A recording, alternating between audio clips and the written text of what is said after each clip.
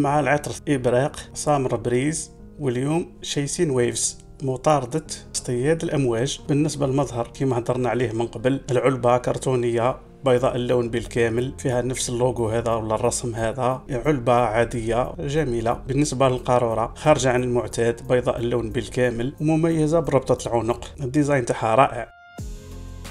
بالنسبة للرائحة، ريحة مليحة منعشة، ريحة الحمضيات يعني البرغاموت، جد منعش قوي باين، مع خزامة اللي تزيد في الانتعاش وتعطيه طابع عشبي أخضر، يعني ريحة الحقول ولا الحدائق تاع المنطقة تاعنا تاع البحر الأبيض المتوسط. ومعاه هيل يعطيه واحد الفخامة روعة، قمة افتتاحية رائعة، وحدها تسهل يعني 10/10. في المقدمة هذه ومن الأول كاينة ريحة فيتيفير نجي الهند بصح خفيفة خلاص، وشوي مع الوقت تقوى شوي بصح جامي تكون طاغية، والله ديما تبقى كاينة في الخلفية. يزيدوا يخرجوا معنا النوطات اللي كاينة في القلب، خصوصا واللي باين واضح يعني الفلفل الأسود، يزيد في الانتعاش ويعطيه جانب هكا يخليه أكثر حيوية ويمد لك شوية طاقة، مع لمسة خفيفة من القرفة، شيء جد متوازن. ما كانش هذيك ريحه القرفه هذيك القاويه، لا لا لا، هنا لمسه خفيفه برك، كل رشه هكا تاع قرفه خفيفه. زيد له في الجانب التابلي قمه، خصوصا مع القاعده المميزه واللي تشكل يعني الخلفيه العامه للعطر.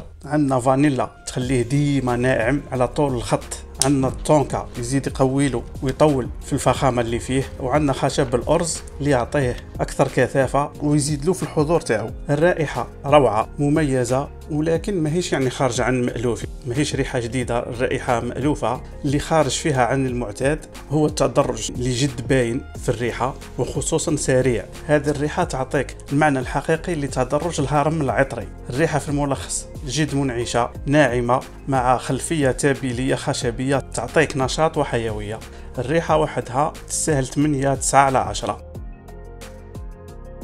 بالنسبة للأداء عندنا فواحان مليح، ساعة زايد أو ناقص 10 دقائق. الانتشار جيد ويتبع نفس المنحى تاع الفواحان. ثبات على الجلد 4 ساعات، على الملابس حوالي 7 سوايع. يعني في العموم أداء متوسط، وهو أقل قليلا من الأداء العادي للعطور الصيفية. مثلا في العطور الصيفية الأداء العادي في الفواحان مثلا يكون 1.5 ساعة، هذا ما يوصلش 1.5 ساعة، هذا الماكسيموم تاعو 1 ساعة و10 دقائق. هو عطر صيفي لكنه صالح لباقي السنة بكل سهولة، يمشي معك في الفصول وكل ما كان حتى مشكل، ومهما كانت الأجواء صالح 24 ساعة ل 24 ساعة، كي صباح كي الليل كي العشية، صالح لكل الاستعمالات، كل احتياجاتك بدون استثناء. يعني من الاستعمال اليومي الروتيني البسيط إلى الاستعمال في الأوقات المميزة والمواقف الاستثنائية، صالح لكلش.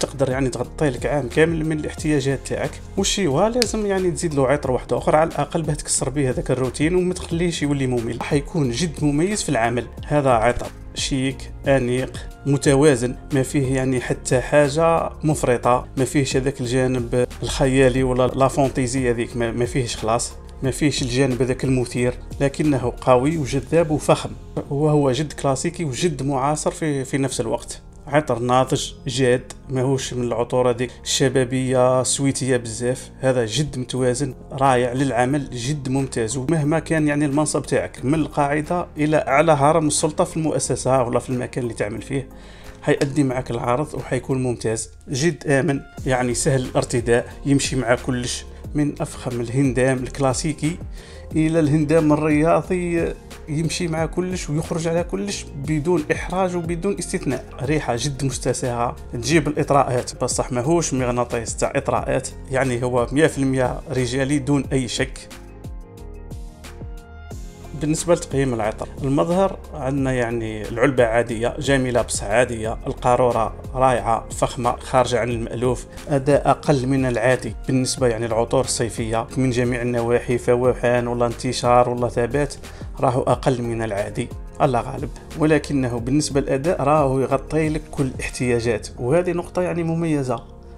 عطر واحد يغطي لك كل احتياجاتك بكل سهوله لمده سنه كامله. هذه الميزه ما كانش في العطور بكل، قلال اللي عندهم الميزه هذه. يستاهل 5/10 في الاداء. بالنسبه للرائحه وهي يعني نقطه القوه تاعو، عندنا ريحه جميله انيقه جد فخمه كلاسيكيه ومعاصره في نفس الوقت، لكنها مألوفه وما فيهاش يعني جديد. التميز تاعها جاي في النقطة الأولى في التدرج تاع الهرم العطري، يعني اللي حاب يعني يكتشف وش معناته الحقيقي تاع تدرج الهرم العطري يستعمل هذا، يشوفوا في مدة ساعة، يشوفوا كيف يتبدل ليه مدة ساعة ونص. يشوف عنده 3 عطور، وهو في الحقيقة عطر قايم بحد ذاته ومميز من حيث أنه يعطيك وش هي الريحة تاع أقوى العطور العالمية.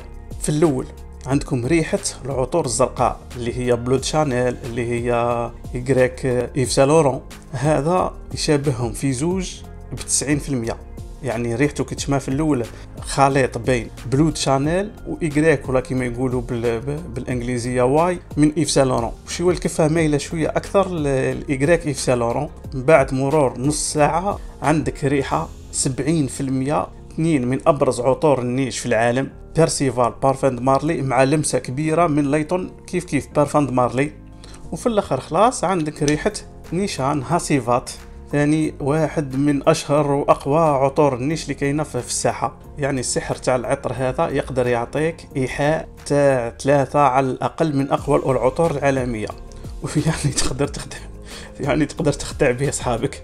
يعني الا كان حتتلاقاهم من وراء ما تستعمل العطر بعد حيشموا فيك كما قلت لكم يا بلود شانيل يا إغريك إيف سان لورون يا ديلان بلو من فارزاتشي. يعني طوب حتخلعهم. الغدوة روحوا لهم رشوا، ومن وراء نص ساعة روحوا لهم تخلعهم. عندك بيرسيفال مع لمسة من ليتون، شيء مهول. خلاص نهضر على الريحة ما نهضرش على الأداء.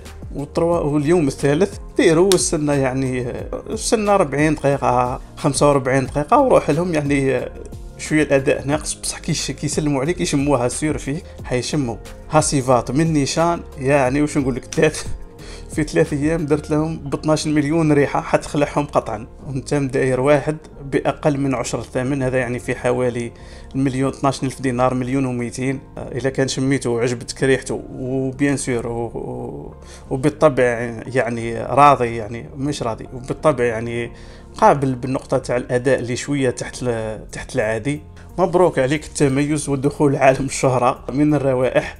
فرح دايم إن شاء الله بأخذ يعني مجمل أبعاد العطر هذا. تقييم تاعو 7.5/10، اللي هلكو الأداء تاعو يعني اللي شوية أقل من العادي، لكنه عطر للأخذ بعين الاعتبار. يعني في عالم الشغل والدوام جد ممتاز، جد رائع، حيأدي معك الغرض لمدة سنة كاملة بكل سهولة.